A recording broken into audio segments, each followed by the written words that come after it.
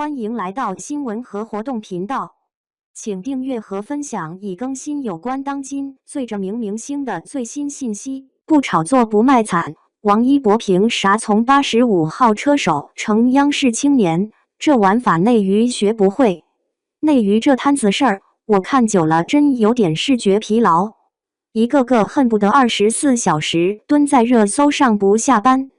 开直播掉眼泪，发长文立人设，生怕网友哪天忘了自己姓啥。而有意思的是，越有人玩命刷存在感，央视越偏偏点名那个老实窝在后台干活的。比如今年5·4青年节主题曲《未来我来》，直接点名王一博。说实话，我刚看到央视官号推那条视频的时候，心里咯噔一下。弹幕全是他怎么又上主流台面了？你看啊，娱乐圈外头一堆人挤破头想挨个上春晚，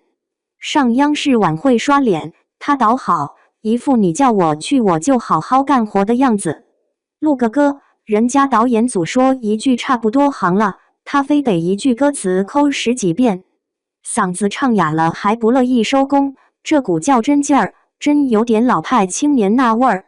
我就纳闷了，照内娱这常规操作，顶流要想保温，那路子太熟，综艺一档接一档，直播一场接一场，热搜买一波再一波。粉丝这边刚嗑完他掉个泪，那边立刻有他其实很懂事，他不容易的长帖等着你看。而王一博这人偏不按套路出牌，平时采访少得可怜，社交平台也没啥花里胡哨，一年冒头几次，大多还不是为了爆一波，而是要么拍戏，要么赛事，要么公益。前阵子他上节目被问婚恋和人生规划，主持人那问题挺典型，换谁都知道这是情伤题，要绕一绕，糊弄糊弄。结果他愣是直说工作没谱，行程不固定，给不了婚姻该有的陪伴和安稳，那就不结背，先把眼前事干好。我当时看着弹幕笑了，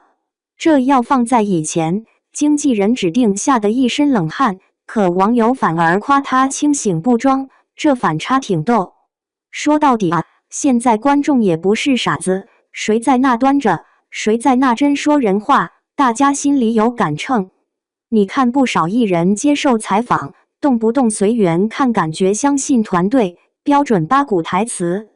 王一博这种直接把心里话摊开说的，在一堆包装到牙缝里的明星里头，反而显得有点稀有。就像胡同口卖煎饼的突然递你一杯豆浆，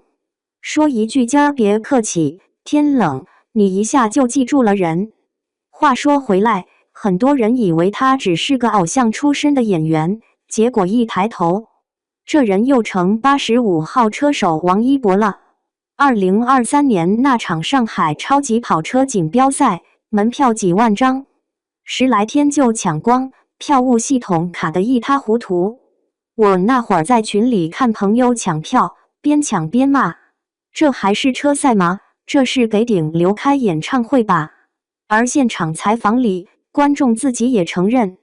冲着他来的不在少数，谁都明白，这流量是真金白银堆出来的热度。可赛车这玩意儿，说句不好听的，不是你有名就能在赛道上装个样子就完了。GT 赛事50多台赛车一块跑，速度蹭蹭的就上来了，你脚下一犹豫，车身一抖，那可不是综艺里 NG 重来，是真可能撞得你怀疑人生。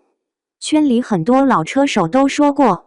职业比赛里，哪怕你比别人慢0.1秒，差距都可能是一整年的练习堆出来的。而他在季前测试里，把自己往年的最佳圈速压了将近2秒，这数字你随便问一个玩车的，都会摇头说狠。我认识一个真在赛道混的哥们儿，看完那场比赛回来跟我说，得了吧，那不是明星下赛道，那就是一个正经车手。他说那几圈看下来，刹车点准的吓人，走线稳，节奏一点没乱，连赛场突发状况也没慌，就这状态，放车队里谁敢说人家是在玩票？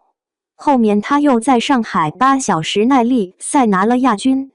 直接凑齐了 GD3 赛事的冠亚季大满贯，央媒都发文点名祝贺。明星玩票的老梗从那会儿开始，基本没人再拿出来嘲了。你说巧不巧？大家嘴上的会玩车的帅哥，背后其实是一个拿事儿当职业干的选手。我觉得吧，这也是为什么黄渤那句评价，现在回看有点预言家那味儿。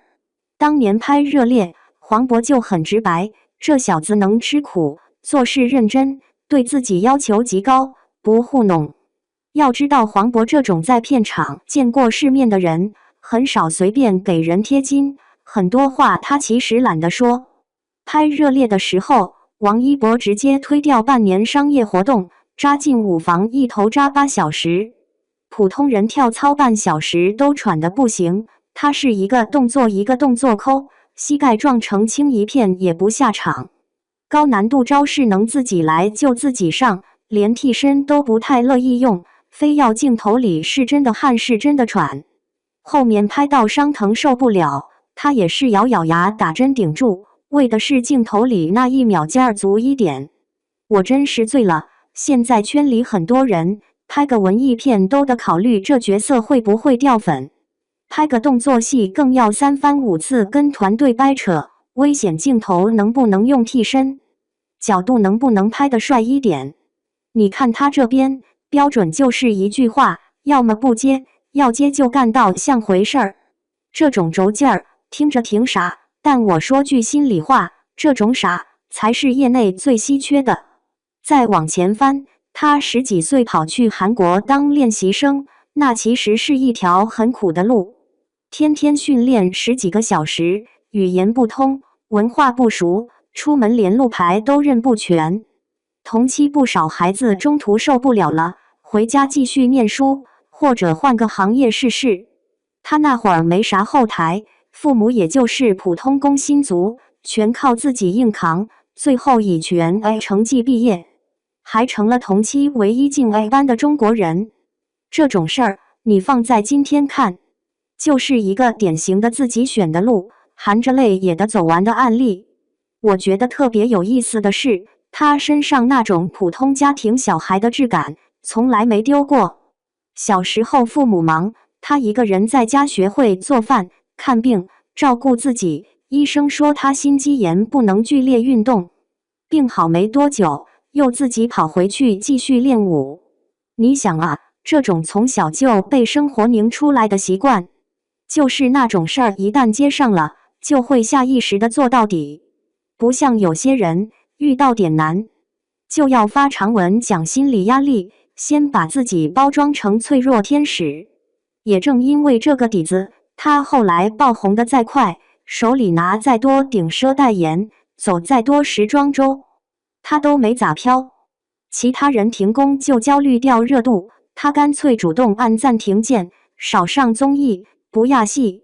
有空就去练车、练戏、做公益。有次河南水灾，他第一时间捐物资去一线，事后也没大张旗鼓的让人写稿宣传。有媒体去问，团队基本一句话：低调做事就行，没必要拿出来显摆。说实话，这种做派在当下流量环境里挺吃亏的，因为你不营销，就没人替你讲故事；你不讲故事，粉丝就没得嗑；粉丝没得嗑，数据就不好看；数据不好看，很多品牌和平台就犹豫，一犹豫，资源就往更会玩的人手里倾斜。可问题是，主流话语场还真不完全看这个。央视、华表、金鸡这些平台更看重你有没有真本事，有没有正向价值。王一博这些年往那一站，拿的是金鸡、华表提名，还成了华表30年来首个90后男演员提名，这含金量，懂的人心里都有数。今年54，他录《未来我来》，幕后有工作人员说，某些句他反复录10几遍，只为了那口气儿更有冲劲。录到最后嗓子哑了，他还在那一句一句对。干活疯到这个程度，说句不好听的，有点轴进青年代表的意思。央视那边点名转发一句新时代好青年，给的也挺直白。底下不少评论说，听着这首歌复习、备考、熬夜赶作业，甚至有考公党留言说他在那儿玩命干活，我也不敢摆烂。而这不就是偶像该有的样子吗？你看好多流量，表面上天天喊给大家正能量，转头自己夜店喝得不省人事，或者在社交平台上发些人生好累的矫情文案，粉丝嘴上说懂，其实心里也打鼓。王一博这编导简单，你看到的就是他在赛道、片场、舞台上的汗，你听到的是他在歌里唱的那股憋不住的劲儿。这种东西，它不是某个文案老师写出来的，它是他过去10几年，从练习生到演员、车手，一路磨出来的。我认识一些家长跟我聊孩子追星，说现在很多年轻人容易被带偏。我也不爱一棍子打死，说谁祸害青少年，可要选一个相对靠谱的样本。我还真挺愿意把王一博拿出来举例，不是说他多完美，人哪有那么完美，而是他很清楚，你在聚光灯下吃的每一口饭，都得对得起台下那帮孩子的期待。你要是每天靠炒绯闻、割粉丝韭菜为生，那你心里也知道自己在干嘛。说到底，这10几年，他从13岁的练习生走到今天的顶流，从街舞少年走到金鸡、华表提名，再走到专业赛车的领奖台，还能在5·4被央视点名，让他唱青年节主题曲，这其实就是一个挺老派的叙事，不声不响的干，一步一步往前挪，哪有啥天选顶流，还不就是汗水泡的脚后跟起泡。夜里一个人对着镜头练台词练动作，一圈圈在赛道上磨出来的。有人问我，内娱这么吵，这么乱，像他这种不太爱说话、不爱抛梗的人，能火多久？我也不知道，市场这东西谁能说死？但我知道一点，主流平台在挑人的时候，一直有自己的旨。谁是昙花，谁是树，时间一拉长，就一目了然。你说别的我不敢打包票，至少现阶段，这小子身上的那股子劲儿，还挺符合5·4青年的标准。至于以后会怎么样，那就交给时间呗。反正眼下这局面挺好，娱乐圈热搜上可以继续热闹，谁愿意演戏，谁愿意炒作，那都是各自的选择。而总得有那么1、2个人，用自己的方式告诉大家，原来在这个行业里，低调、较真、不折腾，也是活得下去的，而且活得还挺体面。